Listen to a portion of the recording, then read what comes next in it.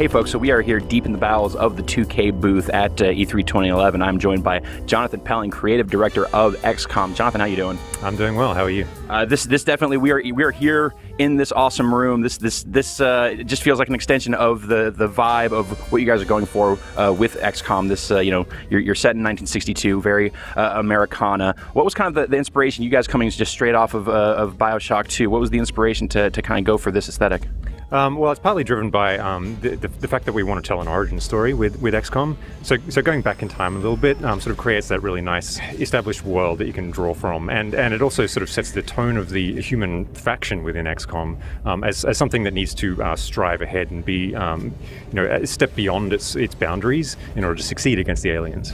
So we haven't seen hide nor hair of this game in a solid year, and you guys have obviously you've been dark for that long, and you've been doing a lot of work on the game. What kind of inspired you guys to go back and take a hard look and kind of retool some of the stuff in XCOM?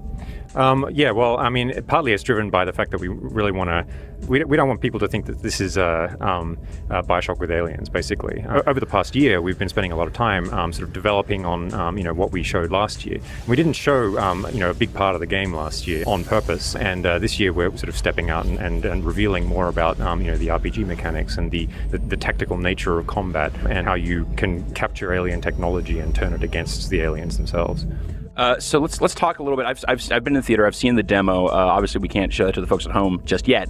But can you talk just a little bit about these RPG elements and also the tactical kind of strategic elements in the game that you guys have since added or at least revealed? Yeah. So one of the really central parts of a game that can be called XCOM, I think, is the mix of strategy and tactics, and that's definitely very strong within our game. You've got the long-term progression where you can build a squad of agents. The agents all have stats and powers and can grow over time as you equip them with more alien technology. The idea that every alien is an opportunity is really central to the game.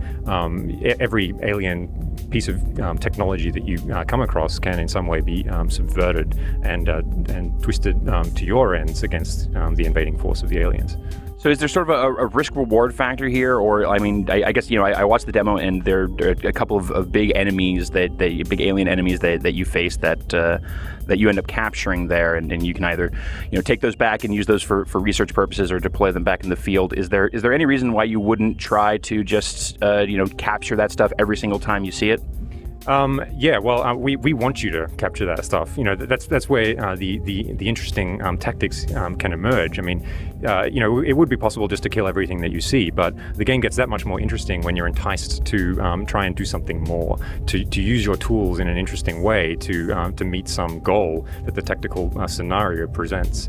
And so when you see a turret or you see a giant alien or you see a really interesting piece of technology that they're using against you, like maybe a weapon or something like that, you're motivated to go and try and do what it takes to get your hands on that piece of technology. And then you can either turn it against them immediately, say you've captured the Titan, as you might have seen in the demo. Right. It basically enables you to bring down an airstrike on the enemy immediately or as soon as you want. But at the same time, if you're thinking about the long-term progression and you want to sort of keep that back and use that to boost maybe the technology that equips on your agents or the weapons that you carry, you can do that as well. So there's a tier of like decision making that you can make on any given tactical scenario that fulfills both short-term needs or desires, but also long-term progression. So we've got the mid-century Americana, the FBI G-Man kind of vibe going on with the agents and the main character.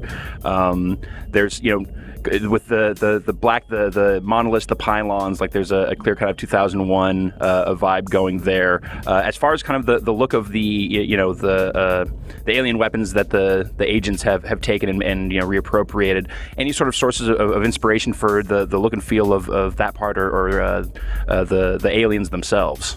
Well, with the aliens, we really wanted to step outside of what is expected from an alien enemy, because you can be with aliens, you can be really as creative as your technology allows, or you can imagine, and there's no reason to limit yourself to monsterish kind of aliens, and so we really wanted to move outside of that and try and find something unique. And so there's a big variety of enemies in the game. There are some humanoids, there are some abstract forms. They have different capabilities, like they can transform. And of course they can all be subverted and captured. Excellent. Well, Jonathan, thank you so much for your time. Have a good show. Thank you very much.